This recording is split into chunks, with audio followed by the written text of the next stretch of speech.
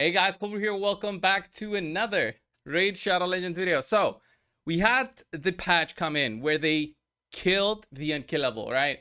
They killed the unkillable, and I was sitting here like this Friday morning. I went to the gym. I came back and I thought, damn, I gotta rebuild my Iron Twins team now, cause I used a double monitor, double painkeeper team before. I showcased it in a video in the past, and I was like, damn, they now nerfed it. They don't seem to take an action to go back to that nerf.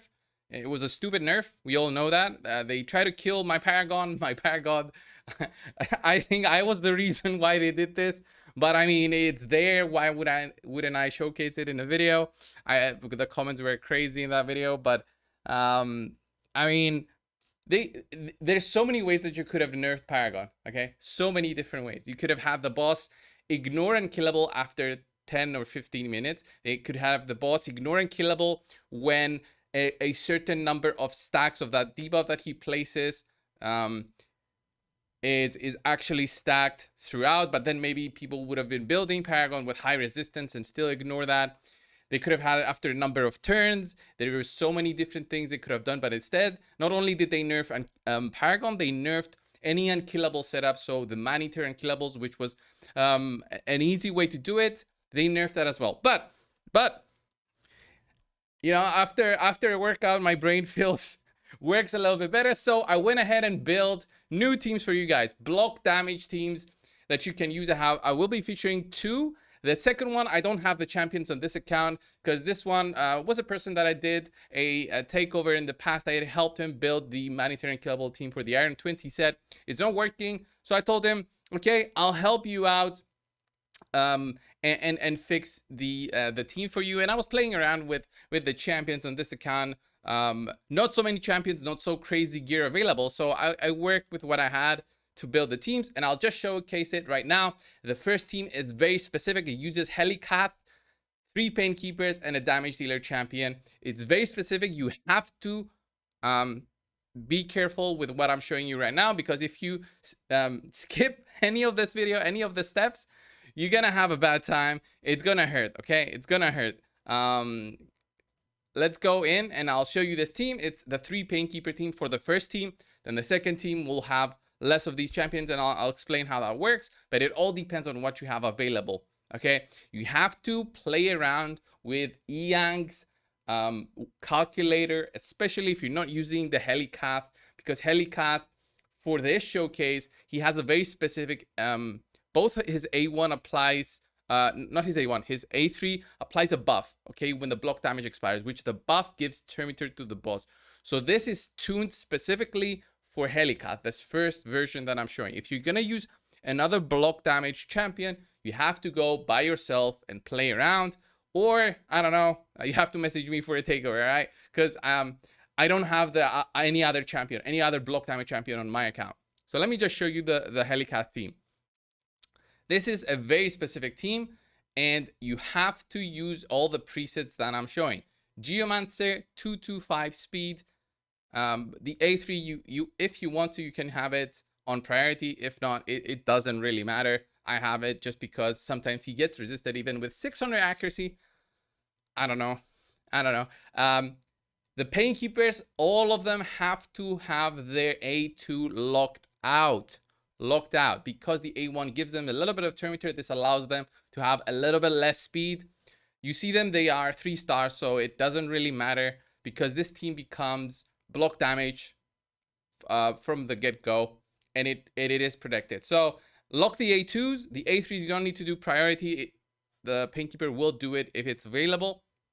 Same thing for all of them, but the speeds are anything above 230. Don't go crazy though. 233 on 1, 230, 230.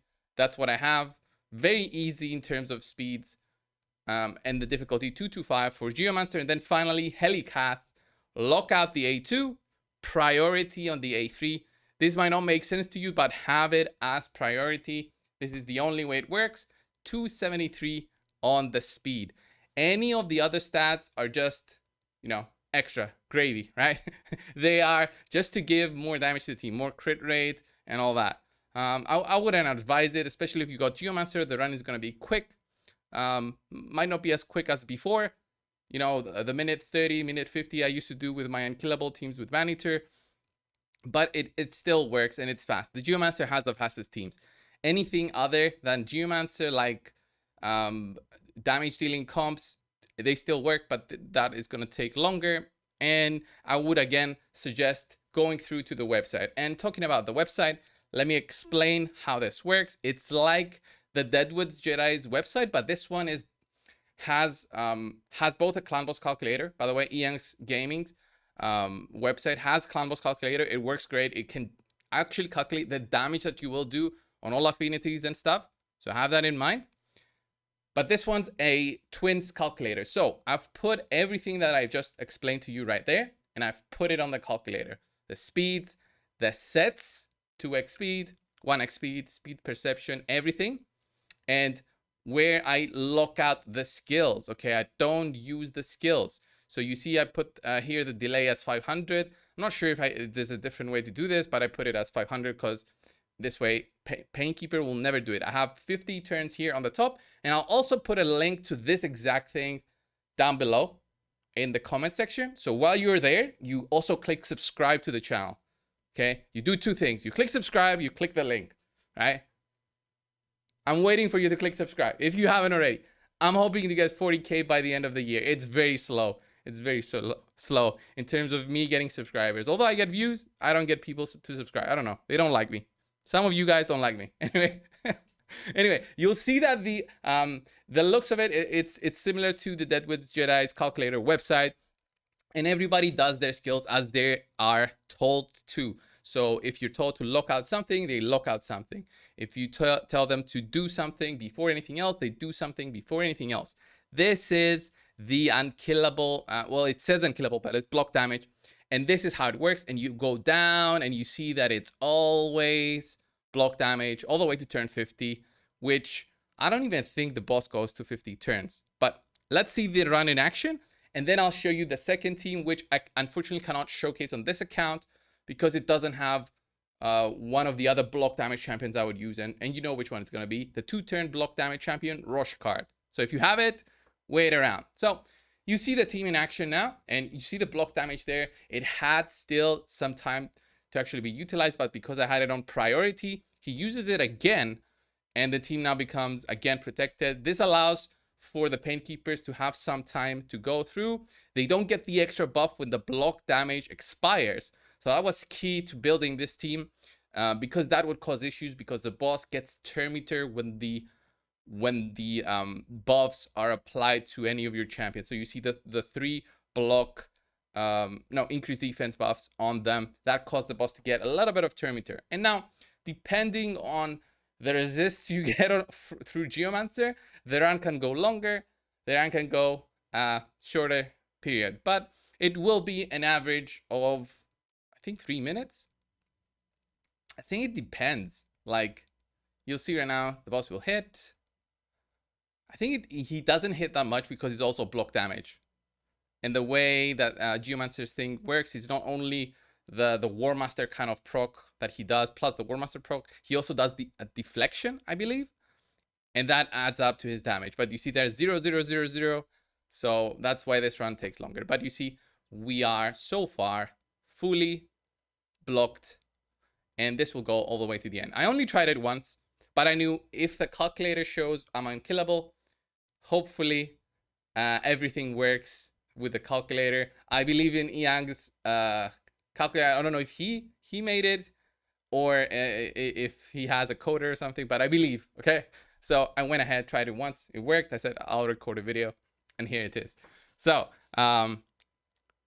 if this helps you out, put it also down in the comment. Share it with people in your clan, with any other person out there. Hopefully this also gets some traction and we get closer to that 40K, right? We're getting into October, November, December, hoping for like 300 subscribers per month.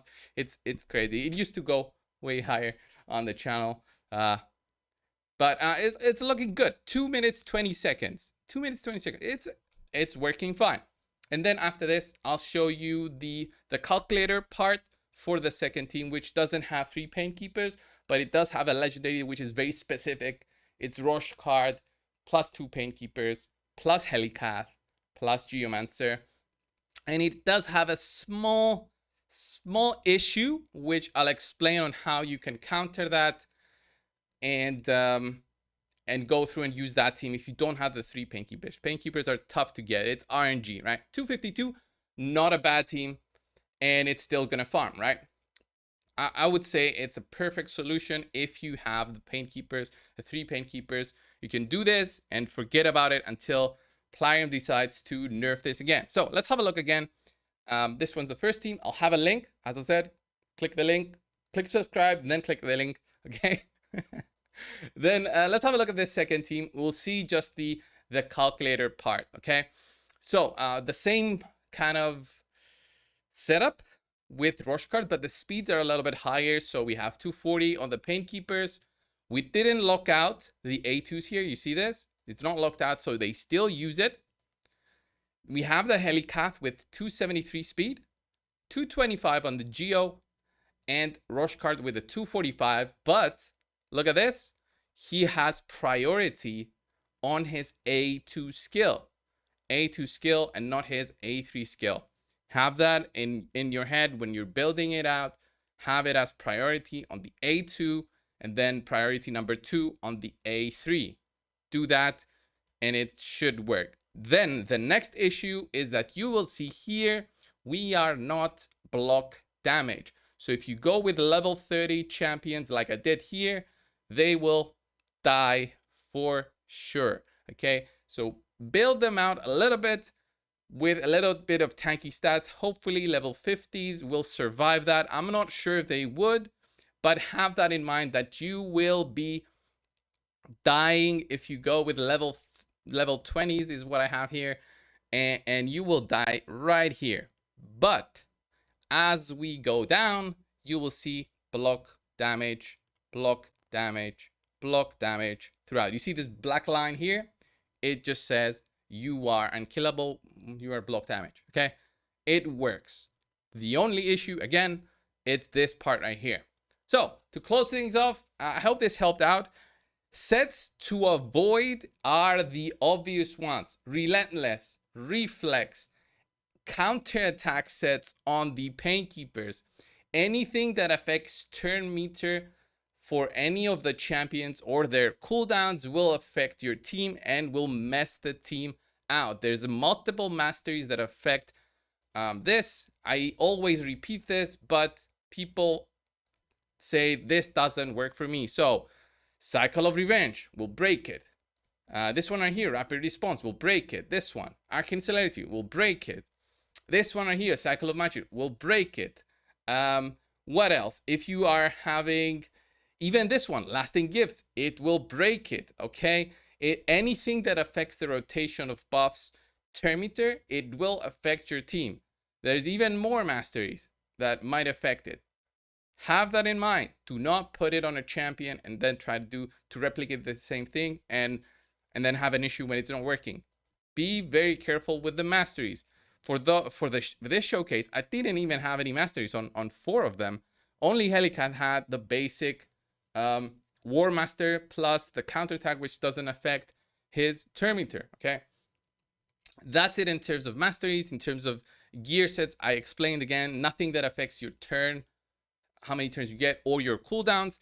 And the Blood Shield accessory, actually, this was bad that I had it, but I would again suggest not to use the Blood Shield accessory because I didn't have it on the I didn't have it on the calculator, but it didn't affect it, so I got lucky with that one, I guess.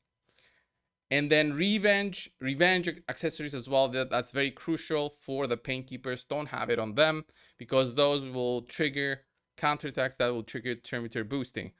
Wow, that was lucky. That was lucky. That could have been another 20 minutes of more testing. Anyway, if you watched to this part, you know that it worked, and you're probably one of my subscribers. So thank you. If you haven't subscribed and still watching to this part, just do it right now. It doesn't hurt. It's free. Thank you so much, guys, and I'll see you in the next one. Let me know down below if it works.